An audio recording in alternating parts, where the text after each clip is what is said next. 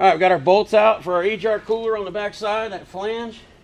Used a real long extension bar, just took them out. Got 2 screws, we slid the gasket out. And so I'm going to put this, because we're not going to put this back together right now. We're going to put it back together with the turbo off of it later. That would be a lot easier to get to. You can put it back together without the turbo. I mean, with the turbo on, you just want to check and put it back together. But so we're going to take the turbo off to do the engine. We'll just wait. So I'm going to label this EGR cooler and put it on our shelf over there for our parts.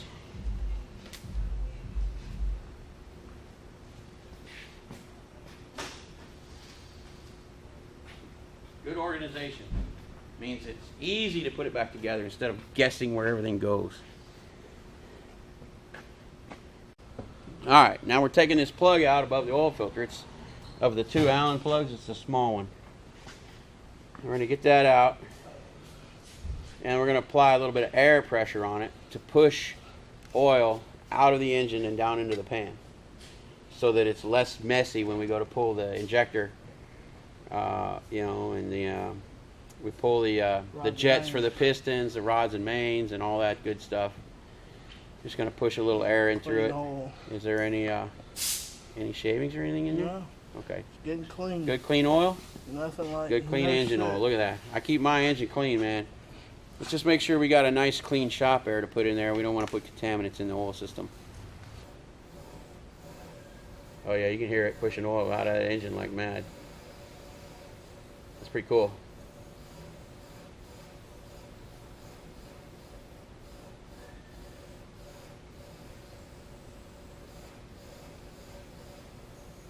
We're going to slowly do that for a little bit. Make it as dry as we can get it so that when we pull the pan, we're not getting a bath in oil. Alright, we did that for a little bit. Gonna put the plug back in and torque it back down so you don't forget it. And the next thing to do will be to drop the pan. But I got that nice air suspension on mine, so that's going to be fun. We're probably going to have to jack this thing up, take the tires off, and lower that suspension all the way down as low as it goes with that air suspension system. If we can get the pan off. It's going to be a challenge. So this isn't a normal ProStar with a regular front spring. This actually has a Hendrickson air suspension front end, and it's lots of bars and cross beams and airbags and stuff that are just look like they're right in the way of the oil pan. You know what the torques do? No, I don't know what it torques to. Let's go look it up and freaking do it. We'll come back. A light like that? Yeah, this light here has got a stun gun on the end of it. Check it out. I feel like you think you short something out under there? Yeah. See, I'm sticking it under here like this. About that time, About that time you went pow. It sounds just like a short. Sounded short, yeah. Sure does. Got that torqued. So, what's the air that aired it up? Huh? Air the bags up. You know how you did the little shut-off deal? You want to air it up, or you just want to jack it up, put jack stands under the front? Well, if we aired it up, it'd save the jacking. It saved the jacking. Well, you got a quick connect right there. If not, we're gonna have to jack it. You got a fitting to put quick connect on there. I still got the fitting. Okay.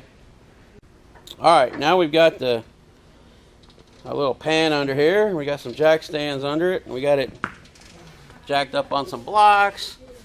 Kind of trying to get this thing up high enough to get the pan off of it, because I have a Hendrickson front end, which is an air suspension front end. So, you know, all these crossbars and cross members are going to be like all in the way of my oil pan and trying to remove the oil pan. So right now we're going to get the oil out of it, and we're going to try to get this oil pan off of here pretty soon to see if we have any coolant running down to the bottom of the motor, and also to start our process of overhauling this thing. Obviously we're going to get the oil out of it, so let's get the oil drained and see if we can't get that oil pan off. Let's see how clean this motor oil is. Yeah, nice. I keep my motor oil nice and clean. Yes, that's good. Yeah. You can see it on the stick too. You know, I'm always keeping the oil clean. Really nice. It's got about 22,000 miles on this oil. I don't know if you can see that on the video there. I mean, this engine is very well cared for. You know, so I know the outside of the truck's a little dirty right now, but it's that's our baby. So we ain't playing around when it comes to making money with it. All right, I'm gonna crawl into my truck here. Oh yeah, this looks like fun.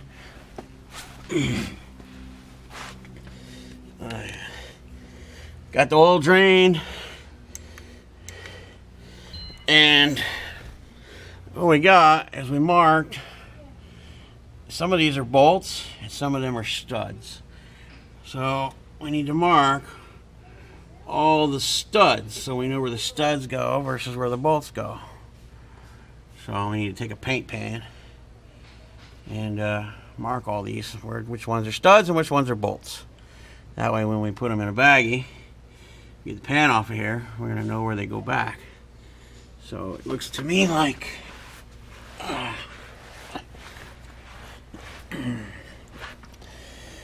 oh, this is going to be fun. Looks like this leveling valve is in our way, and this hose here, and all of these cross beams for this Henderson suspension system. By God, it's going to be a tight fit if it does come out. Wow. So I guess we'll mark all the studs and start taking it apart. Yeah, we got to get these. We got to get these leveling valves out of it.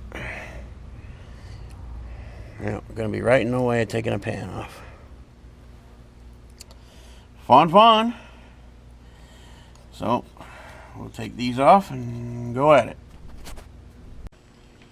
All right, so now we're draining the power steering fluid out of it with this little handy fluid extractor thing. It looks like a bicycle pump with a vacuum tube, vacuum pipe. It's kind of cool looking. I ain't never seen one of them before. Anyway, could probably also do it by disconnecting the line and putting it in a bucket and all that, but it looks like a little neater process. We're gonna pull all the power steering fluid out of it, and we're still trying to get that back frame so we can get the oil pan off this thing. We have to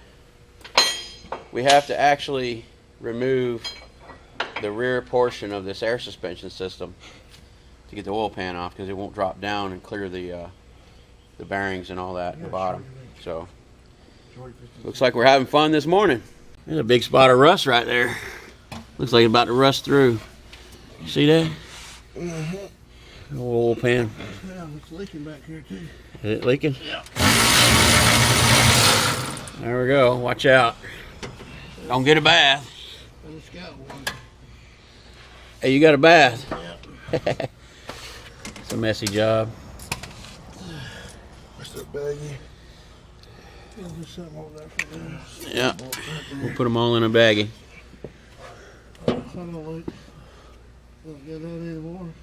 Probably gonna have to pull the pickup tube and all that out. Yeah, just let it sit right there and then take the pickup tube off.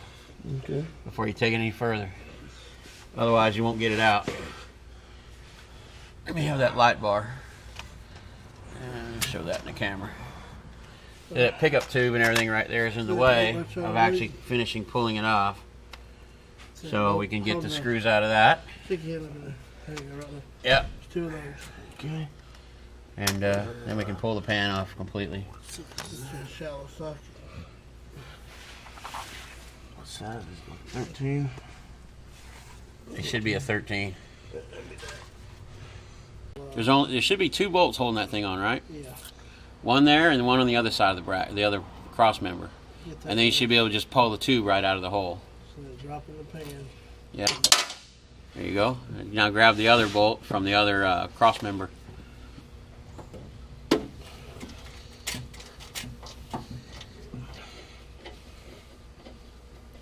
People are going to be watching this on YouTube. They're going to know why it's expensive to have their engine in framed, huh? Yeah. All this labor.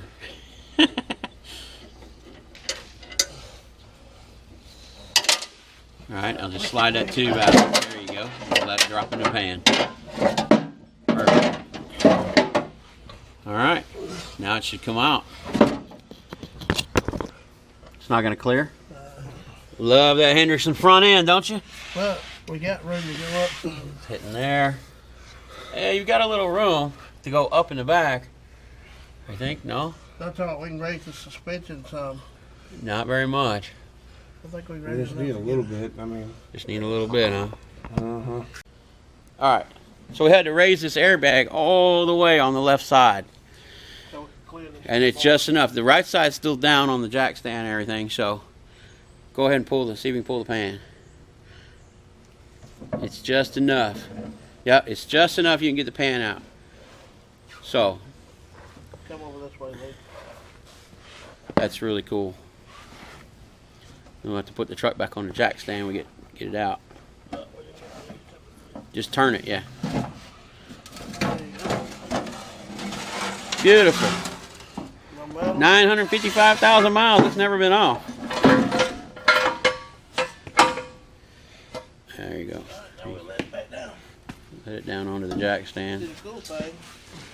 Yeah, I put those shut-off valves on my airbags a long time ago, so I can work on my truck. That jack stand been moved? Yeah, I know. Okay. I mean, we raised it only, Quarter inch, maybe half inch. Yeah, I mean, that's not It close. didn't take much. Well, what do you got in the pan? All right, we sucked all the oil out to see what's in the bottom of this pan. I found a teeny little piece of, looks like brown plastic or sealant that's hardened, or other than that, there's a little bit of it in there, here and there. But this thing is really clean. There's no metal shave. You don't see any metal shavings in there, do you? No, Zero metal shavings. What about the magnets? the magnet's clean. I looked at them yesterday. Zero metal shavings on the magnets.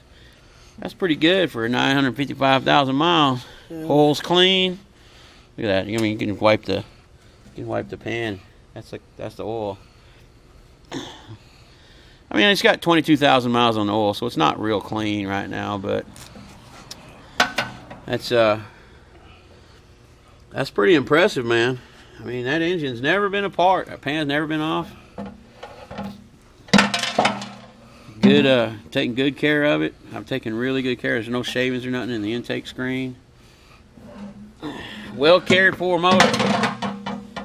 That's the difference between somebody who cares about their motor and cares about their engine and does everything the way they should, versus somebody who don't give a damn and they pull it apart after 600,000 or 700,000 miles and there's nothing but metal shavings in the bottom of it. I'm impressed. And also, I run a gallon of gear oil in my engine, and have pretty much since the engine's been new. I run a gallon of 8590 synthetic or non-synthetic gear oil, or 85 140. Actually, when the engine got old, after about 600,000, I started running 85 140 gear oil in it. And everybody's like, "Oh, the gear oil GL5 is not good for brass components. You know, you're gonna get all this extra wear, and it's bad for your motor." And that's I don't see nothing in the bottom of the pan. So let's look up at the bottom of the engine from the bottom up and see what we can find there.